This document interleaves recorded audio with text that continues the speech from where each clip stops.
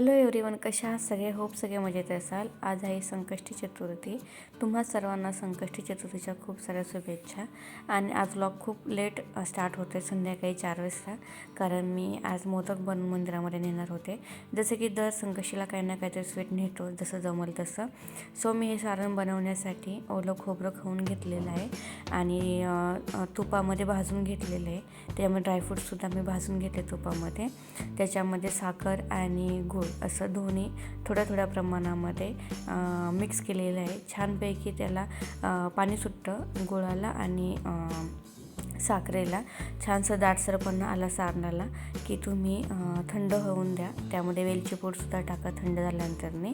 नंतर मग मी गव्हाचं कणिक मळून घेतले, जसं की आपण चपातीला बनवतो तसंच. आणि जेवढे मोदक बनायचे तसे मी गोळे करून लाटून मोदक करून घेतले, जसे की सगळेजण करतात. त्यामुळे काय डिटेलमध्ये मी काही बनवलं नाही एवढा व्हिडिओ, कारण की सगळ्यांच्याच घरी ही कॉमन रेसिपी आहे, सगळीकडं संकष्टीला बनवली जाते. नंतर मोदक छानपैकी तेलामध्ये तळून घेतले. जास्त काही मी ऑइल ओतलं नाही, कारण की थोडेच मोदक होते, त्याच्यामुळं कमी तेलामध्ये पण मोदक कमी टाका, त्याच्यामध्ये जास्त टाकायला जाऊ नका, नाही तर मोदक पूर्ण त्याचा शेप चेंज होऊन जातो. सो थोडं थोडे करून मी सगळे मोदक तळून घेतले आणि तयार केले. आणि तुम्ही बघू शकता एकदम खरपूस भाजून घेतलेले आहेत, कारण की त्यामध्ये मैदा वगैरे काही यूज केलं नाही, गव्हाच्या पिठापासूनच बनवलेले आहेत. त्यामुळं मुलांना वगैरे सुद्धा तुम्ही देऊ शकता. मैदा जास्त मुलांना देत नाही छोट्या, त्याच्यामुळे तुम्ही गव्हाचेच करा, छान लागतात, मस्त झाले होते मोदक बनवून. मग नंतर आम्ही मंदिरामध्ये सुद्धा गेलो.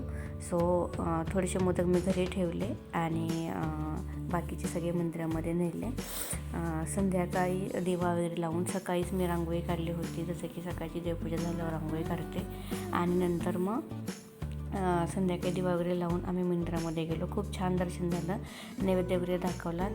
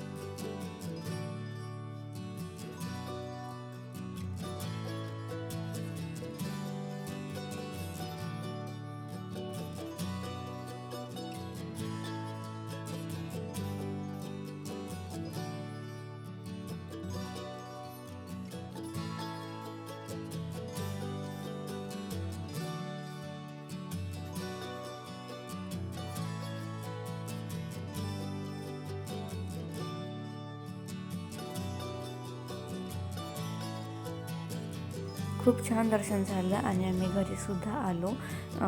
कसा वाटला तुम्हाला व्हिडिओ नक्की कमेंट करून सांगा. आणि नवीन असाल चॅनलवरती तर आपल्या चॅनलला सबस्क्राईबसुद्धा करून द्या. Thank you so much.